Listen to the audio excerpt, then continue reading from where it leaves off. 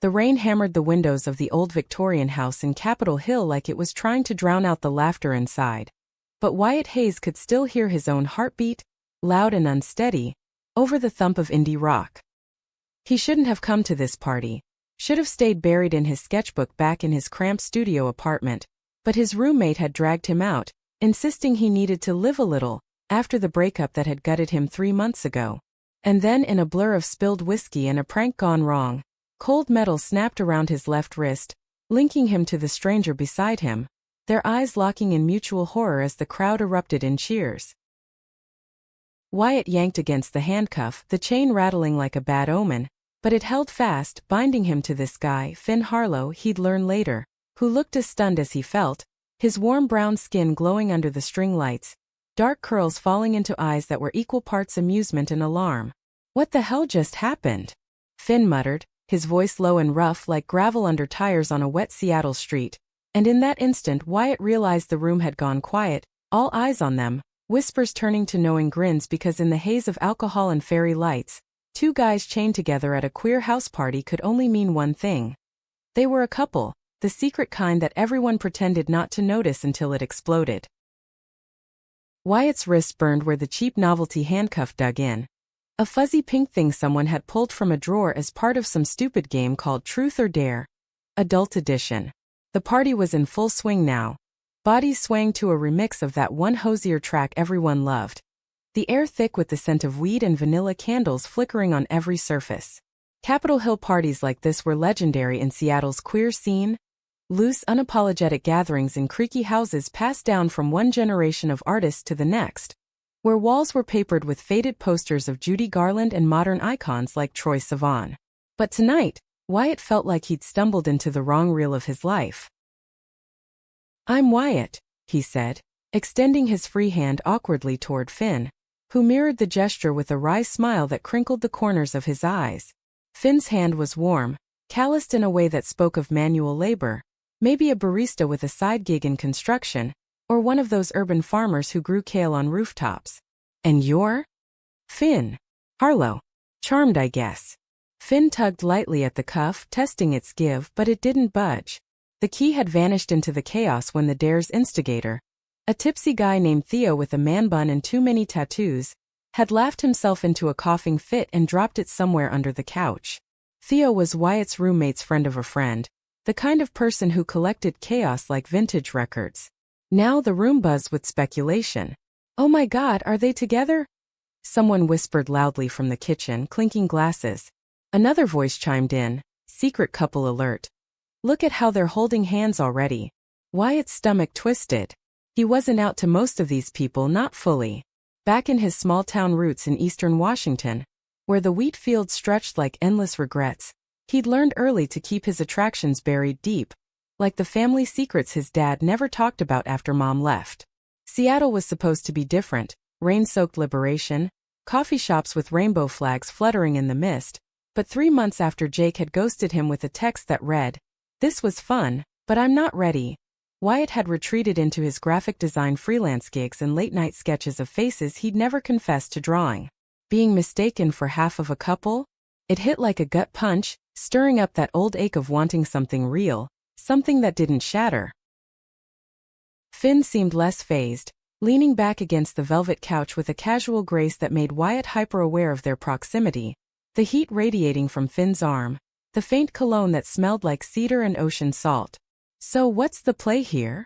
Finn asked, his voice pitched low enough for only Wyatt to hear, a conspiratorial edge to it. "We wait for the key to magically appear? Or do we start fake kissing to sell the bit?" Wyatt snorted, a sound that surprised him, breaking the tension in his chest. "Fake kissing? Bold strategy. But if we play along, maybe they'll help us faster. Misery loves company, right? Or in this case, romance." Finn's grin was lopsided, revealing a dimple that softened the sharp line of his jaw. Up close, Wyatt could see the faint scar above his eyebrow, the kind earned from a childhood scrape or a bar fight, stories waiting to be told. Finn was older, maybe 28, with the easy confidence of someone who'd navigated his queerness without the same small-town shackles. His skin was a warm olive, hinting at Mexican roots his family had brought over generations ago, settling in California's Central Valley before he chased dreams to the Emerald City. As if on cue, Theo stumbled over, red-faced and apologetic, a fresh beer in hand. "Dude, sorry. The key's gotta be here somewhere. But hey, you two look cute. How long you been hiding this?"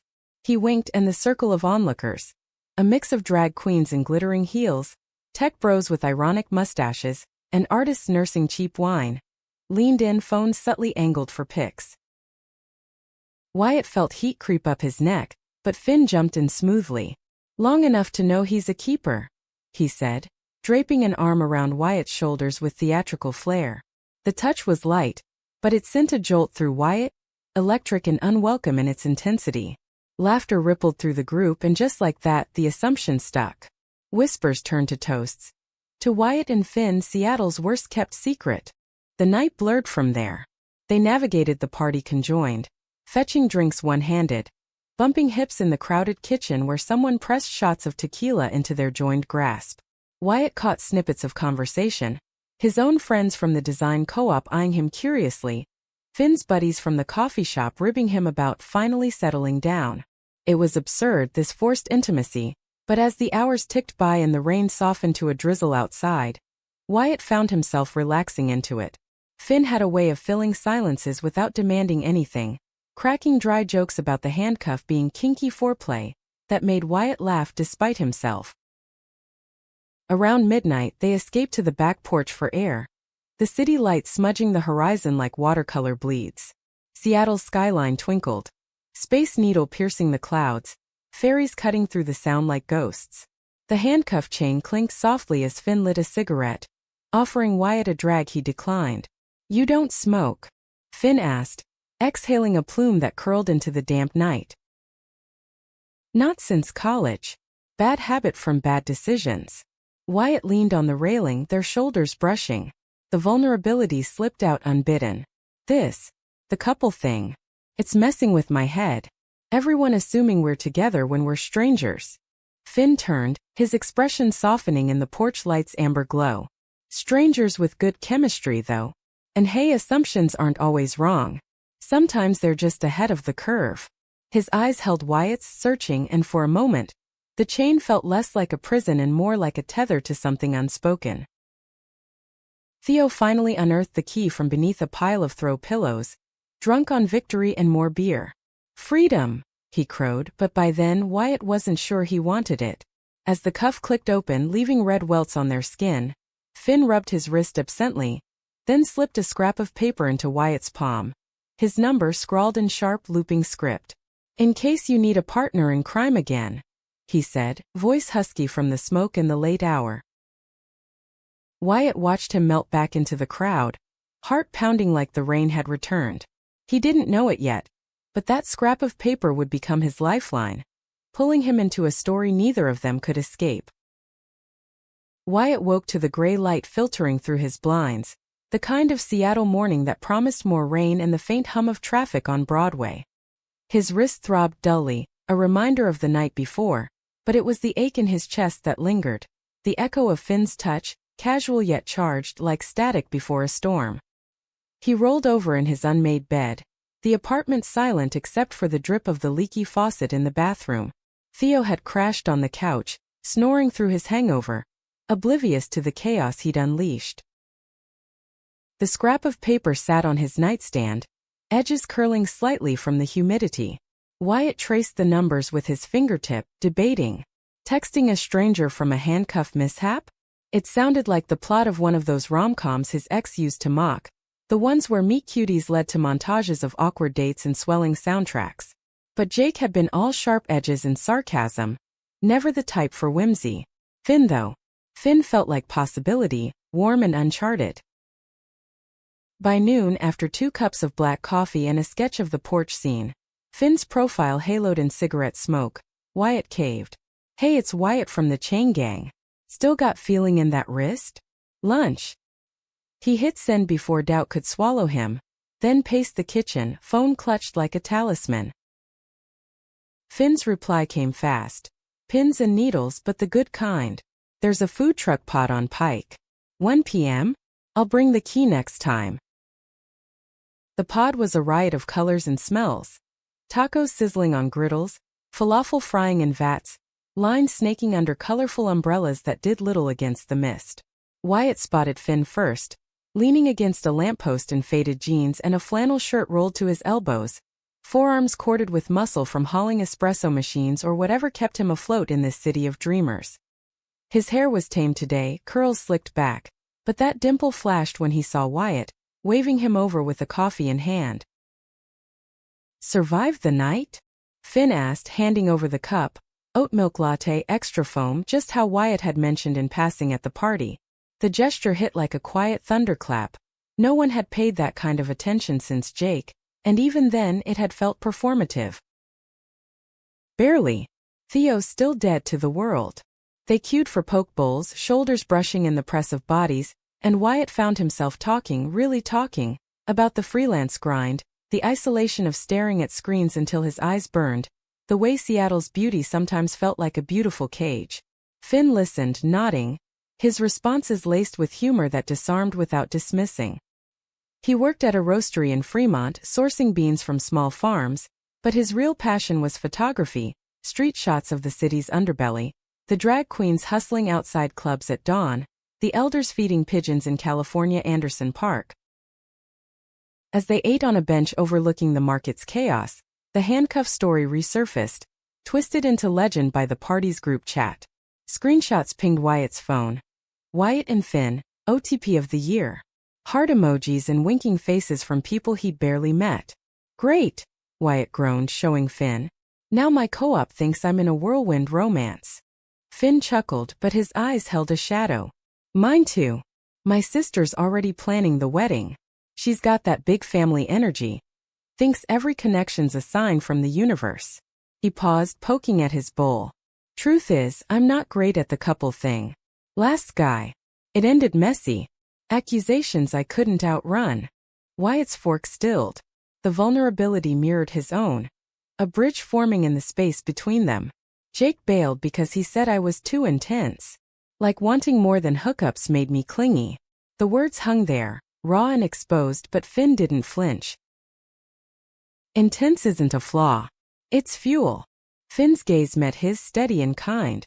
"And for what it's worth, last night felt less like an accident and more like fate's shitty sense of humor." They parted with a hug that lingered a beat too long, Finn's hand warm on Wyatt's back, and Wyatt walked home buzzing, the city alive in a way it hadn't been. Texts flew back and forth that evening. Memes about handcuffs, playlists shared like secrets. By week's end they had plans. A hike in Discovery Park, where the forest met the sound, pines whispering over waves. The trail was muddy from recent rains, boots squelching as they climbed. The handcuff welts faded but the memory vivid. Finn led, pointing out eagle nests in the cedars, his laugh echoing when Wyatt slipped and grabbed a branch for balance. At the overlook they sat on driftwood, legs dangling over the bluff, the Olympics hazy in the distance. Conversation turned deeper here, away from the urban din. Finn opening up about his abuela's stories of crossing the border, the pressure to pass as straight in his conservative family pockets, even now. "I came out at 16, he said, skipping a stone across the water. "But hiding parts of myself? That's ongoing. Like, yeah, I'm gay, but the full me Mexican roots, artist dreams. That's harder to own in a city that loves diversity on postcards." Wyatt nodded, throat tight. "I get it. My dad's the silent type farmer, Republican through and through. Mom left when I was 10, and I think part of me's been chasing that abandonment ever since." He hadn't said it aloud before, not like this, but Finn's presence coaxed it out, gentle as the tide below. Dusk fell as they descended, fireflies winking in the underbrush. A rare summer tease in the northwest.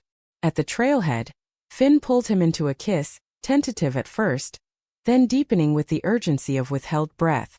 Wyatt's hands fisted in Finn's shirt, tasting salt and sweetness, the world narrowing to the press of bodies and the distant crash of waves. It was messy, perfect, a spark igniting dry tinder. But as they drove back, Finn's beat-up truck rumbling through traffic, Wyatt's phone lit up with a text from Jake. "Heard you're off the market. Good for you. Coffee sometime?" The words soured the afterglow, a crack in the foundation. He deleted it, but the doubt seeded, whispering that good things like this always came with thorns. That night, alone in bed, Wyatt sketched Finn's face from memory, lines fierce and tender. The group chat exploded again. Someone had posted a blurry party pic of them, captioned secrets out. Laughter turned to pressure. When's the date? Finn texted reassurance. Ignore them. This is us. But Wyatt lay awake, rain pattering, wondering if us could withstand the storm brewing. Fall crept into Seattle like a thief, leaves turning gold under perpetual overcast skies, the air crisp with the promise of shorter days. Wyatt and Finn had fallen into a rhythm, mornings at the roastery where Finn slipped him free pastries, afternoons sketching in parks while Finn snapped photos, evenings tangled on Wyatt's couch watching old episodes of Queer as Folk, laughing at the dated drama but feeling its echoes in their own tentative steps. The handcuff assumption had morphed from joke to expectation. Friends planned double dates, his co-op through a couple's art night. And even Theo, contrite as ever, gifted them a bottle of wine with a bow shaped like shackles. It felt good, this borrowed normalcy, like slipping into a coat tailored just right. Wyatt's sketches bloomed with color, portraits of Finn mid-laugh, his eyes catching light like polished amber. But beneath the romance, fissures ran deep. Jake's text had been the first crack, followed by voicemails Wyatt ignored, pleas for closure that sounded like second chances. Then Finn's silences grew, evenings cut short with vague excuses about family obligations. Just abuela stuff, he'd say, but his jaw would tighten, that scar above his eye pulling taut. One October Saturday, they drove south to the coast, chasing the last gasp of beach weather at Westport. The highway wound through evergreens, radio humming with Phoebe Bridgers' melancholy croon, and Wyatt reached for Finn's hand over the console, grounding himself in the familiar calluses. "Tell me something real," he said as they parked by the jetty, waves pounding like accusations. Finn hesitated, wind whipping his curls. "Real? Okay. My ex Marco, he wasn't just messy. He outed me to my family before I was ready. Said it was for my own good. Nearly lost my sister over it." His voice cracked on the wave's roar, and Wyatt pulled him close, their embrace fierce against the salt spray. "I'm sorry. That betrayal. It's a thief." Wyatt's own scars itched. Jake's ghosting had been clean, surgical, but the abandonment echoed his mother's flight, leaving him adrift in a sea of what-ifs. They walked the shore, collecting sea glass in silence, shards of blue and green catching the weak sun. Finn pocketed a piece, pressing it into Wyatt's palm. "For luck. Or armor." The kiss that followed was salt-laced, urgent, bodies aligning like puzzle edges. For a moment the world was just them. Two men forging something unbreakable from broken things. Back in the city, the idol shattered. Wyatt's phone buzzed during a design meeting. A photo from the party, enhanced and shared in Jake's circle. "Wyatt's new boy toy? Looks familiar." Comments piled on, dredging up old hookups, painting Finn as interchangeable. Wyatt stormed out, heart hammering, and drove straight to the roastery. Finn was behind the counter, apron dusted with grounds, his smile fading at Wyatt's expression. "What's wrong?" "Jake. He's stirring shit, making us a spectacle." Wyatt shoved the phone at him, voice rising. Customers glanced over, but he couldn't stop. "Everyone's assuming we're this perfect secret couple, but what if it's all just the handcuff hangover? What if you're pulling away because Marco's ghost is louder than this?" Finn's face shuddered, hands gripping the counter. "It's not that. My family's coming up next week. Abuela's birthday. They don't know about you. About us. And after Marco." He trailed off, eyes dropping. "I need time. Time." Wyatt's laugh was bitter, echoing in the empty shop as closing neared. "We've been playing house for weeks. If this is real, fight for it." "I am fighting." Finn's voice broke, low and fierce. "But my world's not as clean as yours. You grew up white bread Washington. I carry generations on my back." The words stung, a slap of truth. Wyatt recoiled, the chain of their early nights feeling like a noose.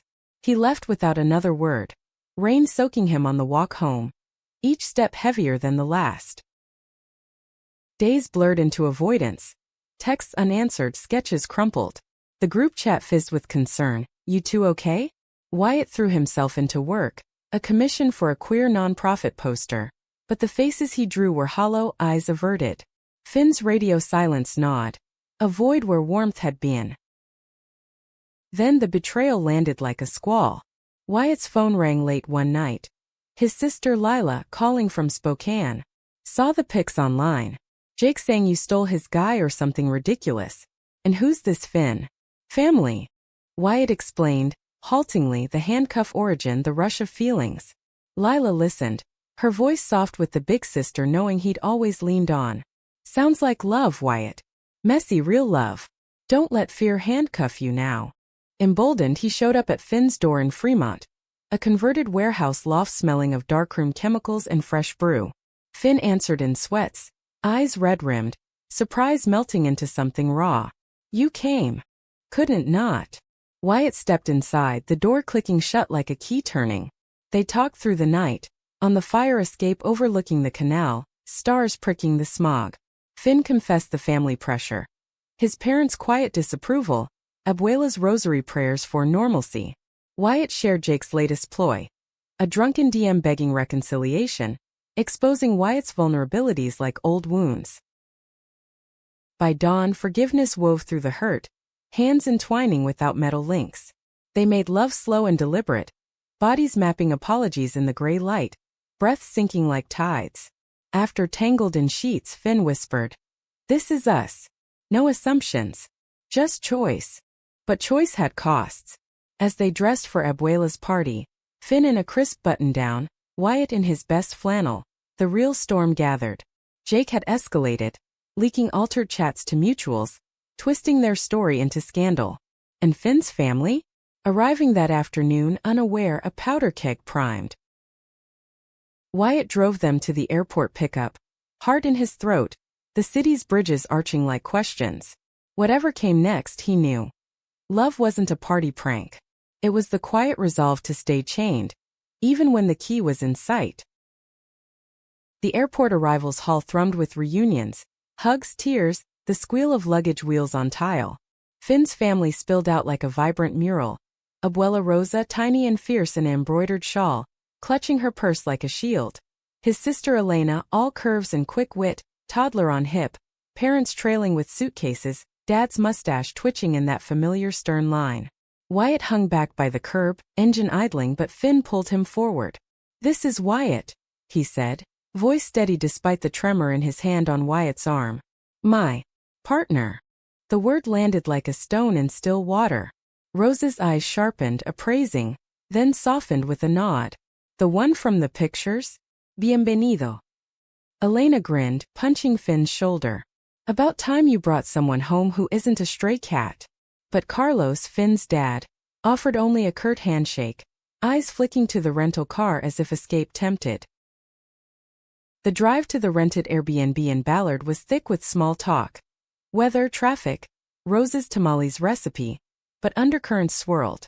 Wyatt gripped the wheel, hyper-aware of the eyes in the rearview, his own background feeling pale and privileged against their tapestry of migration tales. Finn squeezed his knee, a silent anchor, but tension coiled like the fog rolling off the sound.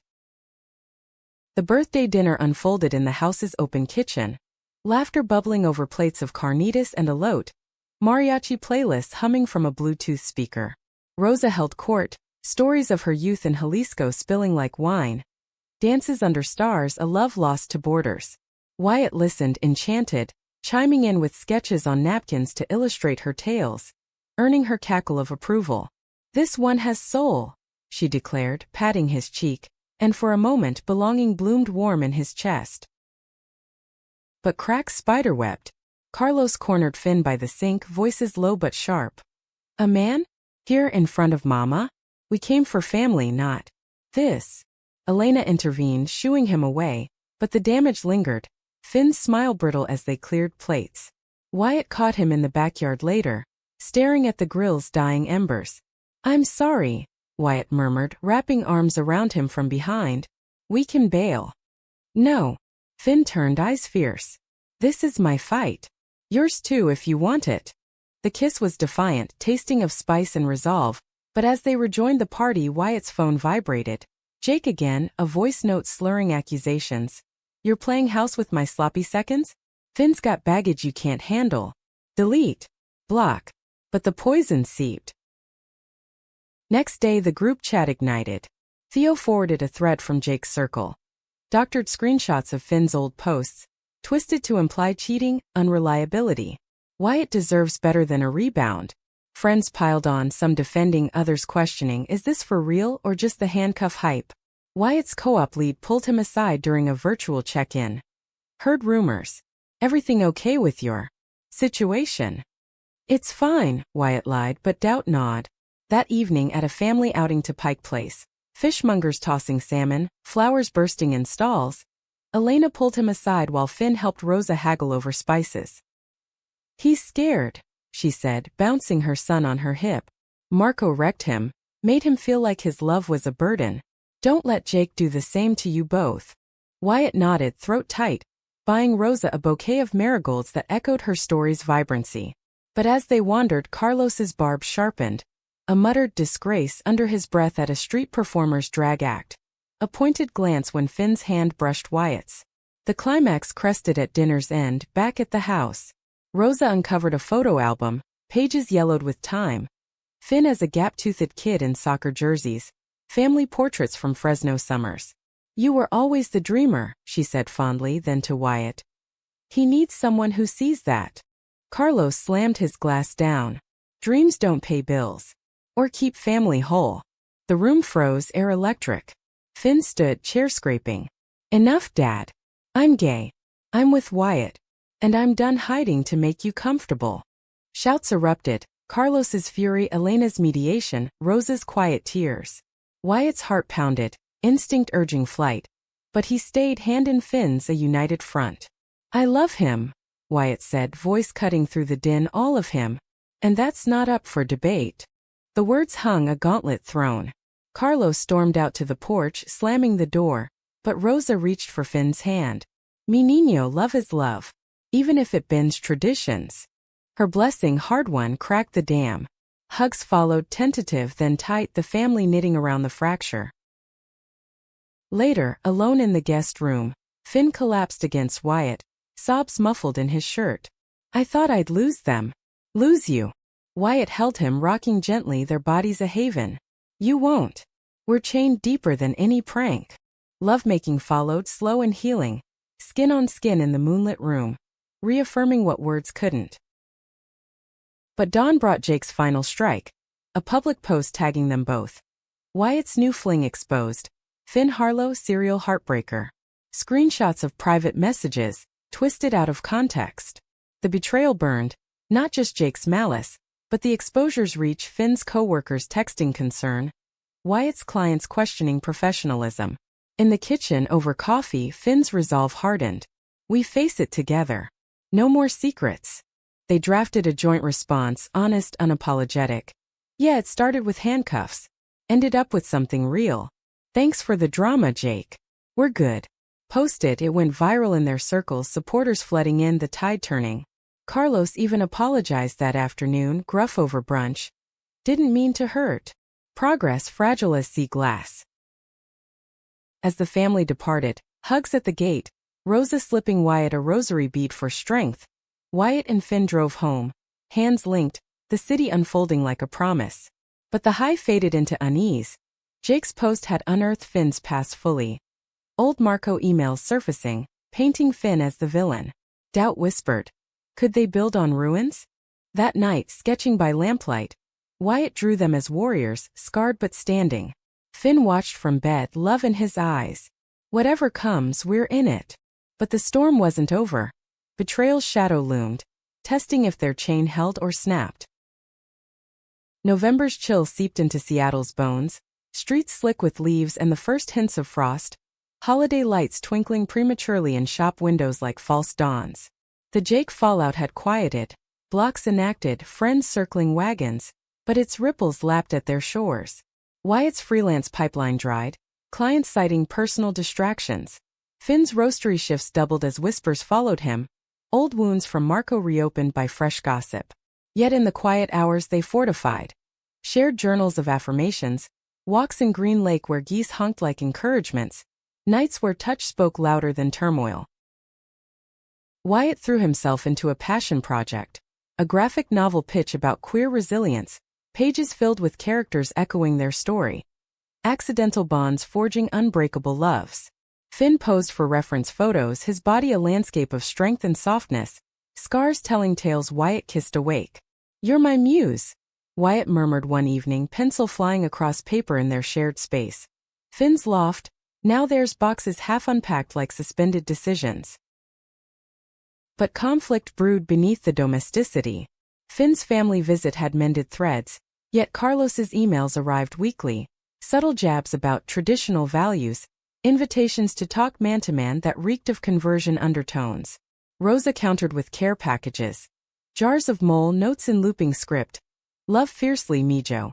Elena FaceTimed often, her toddler's giggles a bomb, but the pull of Fresno tugged at Finn, a homesickness laced with fear. The high tide of doubt crashed during Thanksgiving. Wyatt's sister Lila flew in, all blonde energy and no-filter affection, insisting on a potluck with Finn's chosen family, Theo's drag crew, Wyatt's co-op mates. The apartment overflowed. Turkey carved haphazardly, queer carols belted off-key, laughter drowning the rain. Lila cornered Finn by the dessert table, pie server in hand. "You make him light up. Don't let the bastards grind you down." Finn grinned, but later washing dishes he confessed to Wyatt. "She reminds me of what I want to give you," unwavering. The warmth curdled when Jake appeared.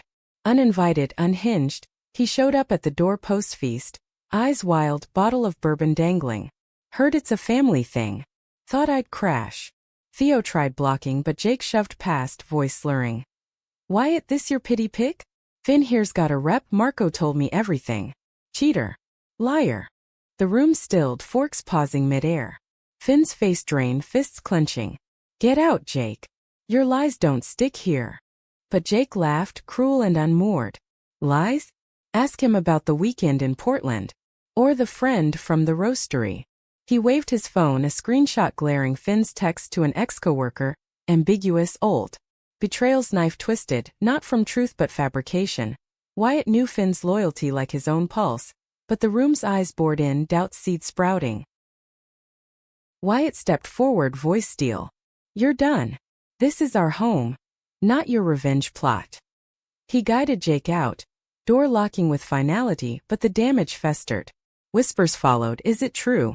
Lila hugged him tight, but Finn retreated to the bedroom, shoulders hunched. They fought that night, words like shrapnel. "Why didn't you tell me about Portland?" Wyatt demanded, though he knew. A work trip, platonic, twisted by Jake's venom. "Because it was nothing." Marco used the same playbook. "Fabricated stories to isolate me." Finn's eyes glistened, voice cracking. "I'm tired of proving myself. If you doubt us." "I don't." Wyatt pulled him close, apologies melting into urgency. Bodies colliding in a frenzy of need and fear. They made love on the floor. Rug burn and tears mingling, reclaiming space Jake had tainted. After, curled together, Wyatt whispered, "He's the ghost. You're the anchor." Reconciliation bloomed fragile. They sought therapy, a queer counselor in the Hill sessions unpacking abandonment's ghosts. Wyatt's mother, Finn's cultural schisms. Progress came in layers. Finn confronting Carlos via call, boundaries drawn like lines in sand. Wyatt pitching his novel to a small press, vulnerability as strength. But the true high tide swelled mid-December. At a holiday market in Fremont, booths aglow with ornaments, mulled wine steaming. Finn had planned a surprise. A vintage camera, leather case etched with their initials. "For capturing us," he said, kneeling in the snow-dusted alley, not proposing but promising. Wyatt's yes was a sob ring slipping on, a simple band silver like Seattle's rains. Joy crested, but betrayal's undertow pulled. Elena called that night, voice hushed. "Dad's sick. Heart thing. Come home for Christmas." Finn's face crumpled, the pull inexorable. Wyatt encouraged it. "Go. Heal." But packing bags felt like severance. Finn left 2 days later, flight to Fresno, hugs at security lingering like farewells. Wyatt returned to the empty loft, sketches mocking from walls, the camera untouched. Texts came sporadic, families tense. Love you. Then silence, days stretching. Paranoia bloomed. Had distance revived old doubts? Jake's shadow lingered, a mutual friend texting. Heard Finn's back with Marco? Not just rumors. Wyatt drove to the coast alone, Westport's jetty a pilgrimage. Waves crashed, sea glass glinting like accusations. He called, voicemail pleading, come back to us. Whatever it takes. No reply. Heart fracturing, he hurled the rosary bead into the surf, a sacrifice to uncertainty. New Year's Eve dawned gray. Wyatt wandered Capitol Hill parties, echoes of that first night but hollow. Theo dragged him to one, fairy lights and bass thumps, but Wyatt nursed a soda, eyes scanning for ghosts. Then the door opened, Finn, wind-burned and weary, coat dusted with California dust. I chose you, Finn said, crossing the room in strides, pulling Wyatt into an embrace that drowned the din. Dad's stable. Told him everything about us, the love. He didn't fight it. Tears mixed, kisses fierce, the crowd cheering as if scripted. But confession followed. Marco showed up. Tried pulling strings. I shut it down for good. Betrayal's final twist, but Finn's eyes held truth unyielding. Wyatt forgave, the chain reforged stronger. They danced till dawn, bodies synced, the year turning on hope's hinge.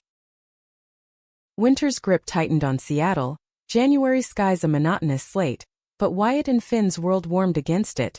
Night stoking the loft's ancient radiator, mornings tangled in quilts, breaths fogging the windows like secrets shared. The novel pitch landed. A 2-book deal from a progressive publisher, pages of their veiled story hitting desks with raw acclaim. Finn's photos graced gallery walls in Pioneer Square, portraits of queer elders in lovers' hands, his heritage woven into frames like threads of gold.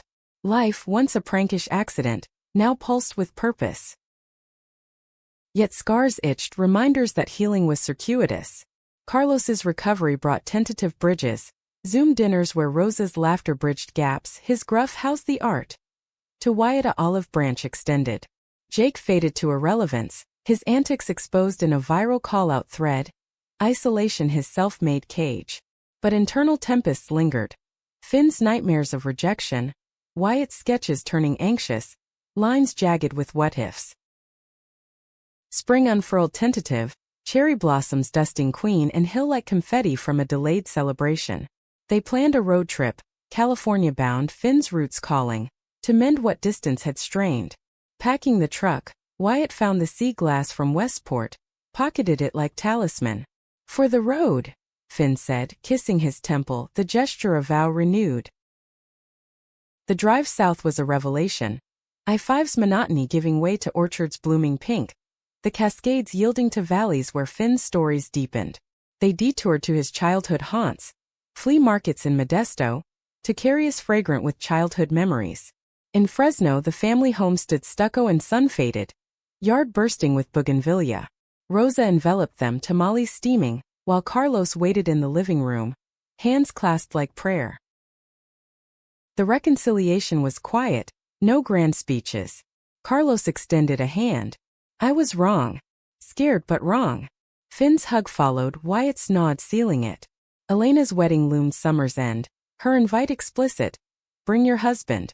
The word once assumed in jest, now a horizon. But climax crested not in family hearths, but solitude's shadow. En route back, camped in Big Sur's cliffs, ocean roaring below, stars a canopy. Finn confessed the unconfessed. Marco wasn't just an ex. He was the reason I moved to Seattle, fled the wreckage. And when Jake dredged it up, I almost fled again. From us. Wyatt's heart stuttered, the fire's crackle mocking the chill. Why now? Because love's not handcuffs. It's choosing every dawn. Finn's eyes gleamed, vulnerable. I choose you. But if it's too much, it's everything. Wyatt bridged the space, lips meeting in the flamelight, bodies yielding to the earth's rhythm. They made love under redwoods watch, urgent and eternal. The sea's symphony underscoring gasps and whispers. Betrayal's specter dissolved in release, replaced by certainty. They were each other's freedom. Back in Seattle, summer hummed, pride parades painting streets rainbow. There float a handmade banner. Accidentally ever after. The loft filled. Art shows, dinner parties where Theo toasted their chain reaction. Wyatt's novel launched to quiet buzz. Readings in cozy bookstores where Finn read excerpts, voice rich with pride. Yet humanity's depth demanded shadow. Finn's gallery show tethered drew crowds, but a critic's barb stung. Romanticizes trauma, glosses cultural pain. Doubts resurfaced. Finn withdrawing into darkroom solitude. Wyatt countered with action. Co-curating a panel on queer ladies' voices, his designs amplifying stories like Finn's. The wedding in Fresno was sun-drenched joy. Elena's gown flowing like rivers, vows exchanged under oaks. Wyatt stood best man, ring-bearer to his own future, toasting. To accidents that bind us to truth. Finn's eyes locked on his, promise electric. Fall returned, leaves a carpet of gold, their anniversary marked quietly. Recreating the party, no handcuffs, just hands held. Over whiskey on the porch, Wyatt proposed properly. Knee and rain-puddled boards, ring glinting. Forever's no accident. Finn's yes was laughter, tears, sealing with a kiss that tasted of home. Life wove on, not flawless, bills stacked, arguments flared over undone dishes or unspoken fears, but laced with compassion's grace. Wyatt's second book delved deeper. Finn's lens captured their aging graces. They mentored. A youth center workshop, sharing handcuffed tales as metaphors for unintended graces. Years blurred. Adoptions whispered, travels to Jalisco's hills, Carlos's pride in grandkids to be. Betrayals faded to lessons, assumptions to authentic bonds. In Seattle's eternal rain they walked arms linked, knowing love's truest chain was choice, free, fierce, forever. Theirs was a story of accidents birthing destinies, reminders that in America's vast tapestry, hearts found tether not in metal, but in mercy's quiet hold. Freedom wasn't escape but embrace, of self, of other, of the beautiful broken whole.